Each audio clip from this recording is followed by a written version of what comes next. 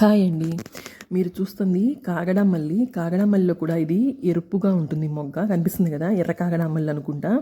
ఇలాంటిది ఇంకొక మొక్క ఉంది, అది మొగ్గ అయితే తెల్లగా వచ్చింది, ఇదైతే మొగ్గ ఎర్రగా ఉండిద్ది. కనిపిస్తుంది కదా.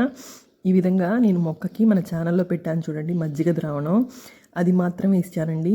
పూలైతే ఎలా వచ్చిందో చూసారు కదా, ఇగో చూసారా, మజ్జిగ ద్రావణం కూడా ఎండింది, వాటర్ పోయలేదు ఇంకా నేను. ఈ విధంగా మొక్క అయితే ఇంత బాగా వచ్చింది. చూడటానికి చాలా చిన్న మొక్క ఇది, ఒక 2 feet ఉంటుంది. ఆ 2 feet మొక్కకి ఎన్ని పూలు వచ్చినాయో చూసారా. ఇది నేను పెట్టి 6 months అవుతుంది. ఈ 6 monthsకే ఇది గ్రోత్ అయితే చాలా బాగా ఉంది.